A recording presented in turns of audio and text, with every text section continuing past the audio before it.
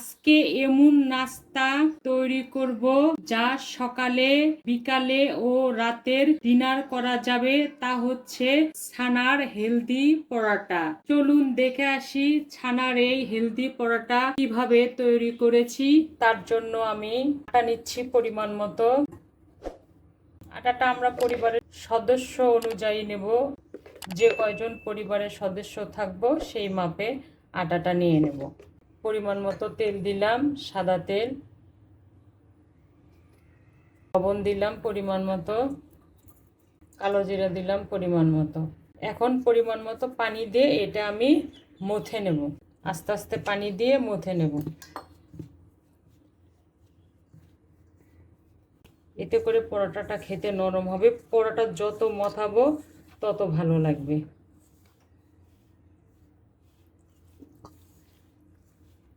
আমার দু হাতে একদম পরিষ্কার করানো।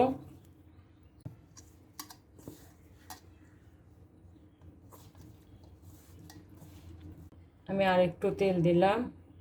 আমি এখন এইভাবে মথে মথে একদম নরম সফট একটা ডো তৈরি করব। তারপরে ফিরে আসব। আজকের পরোটার মেইন উপকরণ এই গরুর দুধের ছানা। এখানে 1 কেজি দুধের ছানা আছে। এই ছানা দিয়ে এখন আমি পুর তৈরি করব, পরোটার পুর। তো যাই হোক, বাকি উপকরণগুলো আমি পর্যায়ক্রমে দেখিয়ে দেব। এখানে আমি চুলা বসিয়ে দিয়েছি। এখন পরিমাণ মতো তেল দিলাম। যে কোনো তেল দেওয়া যাবে। অল্প আদা কুচি, রসুন কুচি দিলাম পরিমাণ মতো, কাঁচামরিচ কুচি দিলাম, পেঁয়াজ কুচি দিলাম। একটু ভেজে নেব যেন কাঁচা গন্ধটা না থাকে। পেঁয়াজের কাঁচা গন্ধটা নেই। আমি 3 মিনিটের মতো পেঁয়াজ ভেজেছি। আলু সিদ্ধ করে গ্রেটার দিয়ে গ্রেট করে নিয়েছি। যেহেতু আলুটা দেব পুরের সঙ্গে, আলুটা একটু ভেজে নেব।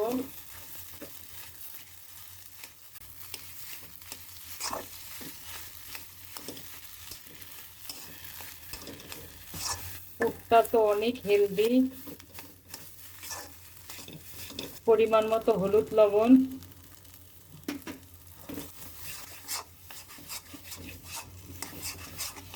আলু ভাজা হয়ে গেলে আমি ফিরে আসব।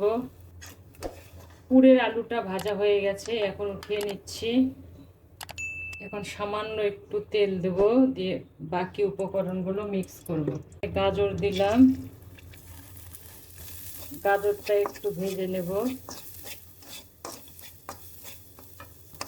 এখানে যে কোনো সবজি দেওয়া যাবে, এখানে কোনো ধরা বাঁধা নিয়ম নেই যে এটা দেওয়া যাবে। সিজনের যে সবজিগুলো থাকবে সেগুলো দেওয়া যাবে। গাজর ভাজা হয়ে গেছে। এখন আমার বাসায় কিছু ক্যাপসিকাম ছিল, সবুজ ক্যাপসিকাম একটু দিয়ে ভেজে নেব।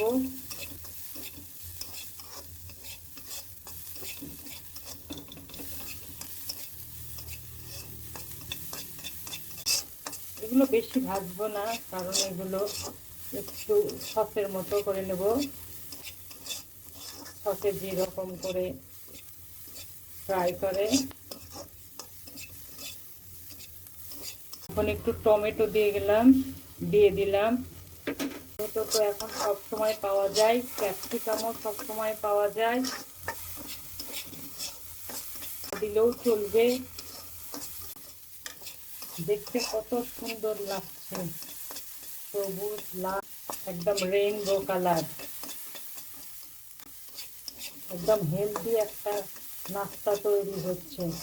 এখন আমি ছানা দিয়ে দেব।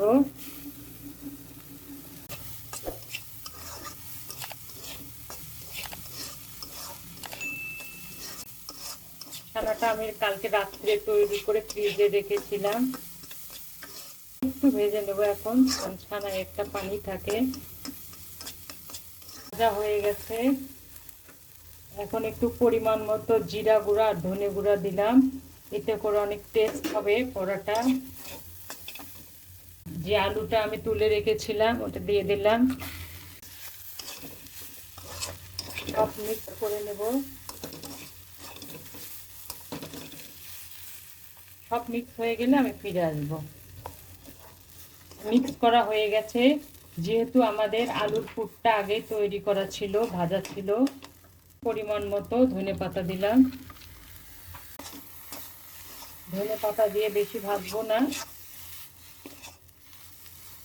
1 মিনিট সর্বোচ্চ, না হলে ধনেপাতার ফ্লেভারটা নষ্ট হয়ে যাবে। হয়ে গেছে, আমি 30 সেকেন্ডের মতো ধনেপাতা দিয়ে ভেজেছি। এখন পুর আমাদের রেডি।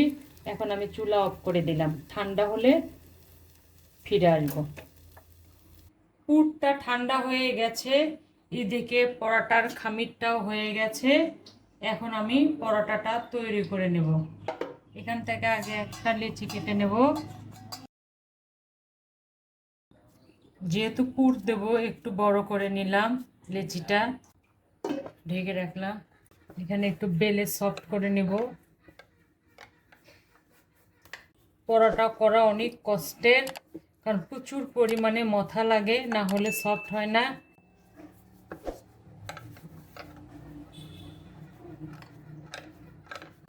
পরোটার খামিরের ভেতরে পরে আরও আমি 2 টেবিল চামচ তেল দিয়েছিলাম, দিয়ে একটু সফট করে নিয়েছি। এখন এভাবে যেভাবে আমরা পুরি তৈরি করি ঠিক ওইভাবে শেপ দিয়ে নেব। ছোটোবেলার আমরা কাদা দিয়ে যে রকম করে মাটির হাঁড়ি পাতিল তৈরি করতাম, ঠিক সেরকম করে নিচ্ছি। এখন পরিমাণ মতো পুর নেব, এর ভেতরে বসিয়ে দিলাম। এটা তো এমনিতেই খেতে ইচ্ছা করছে।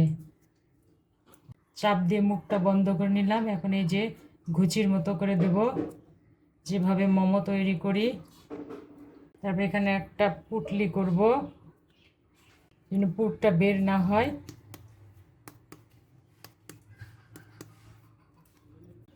পরোটার লেচি রেডি করে নিচ্ছি, ফিরে আসবো লেচি কয়টা হলে।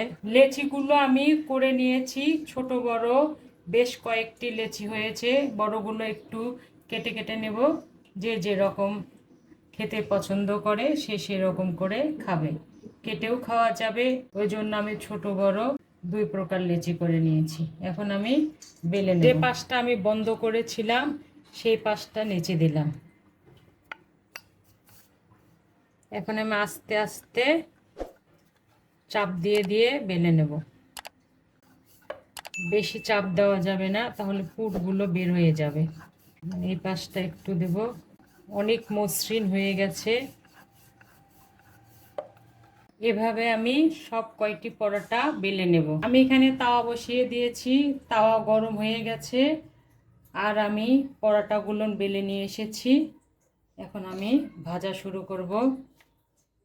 বিসমিল্লাহির রহমানির রহিম দিয়ে দিলাম, উল্টে নেব।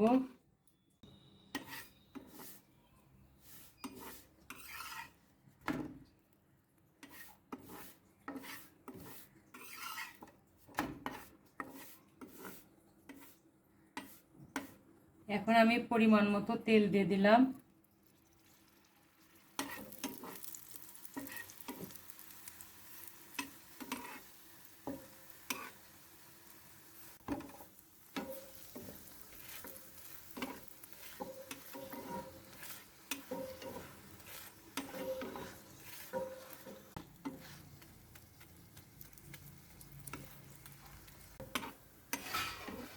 ভাজা হয়ে গেছে, আমি এভাবে সবগুলো পরোটা ভেজে নেব।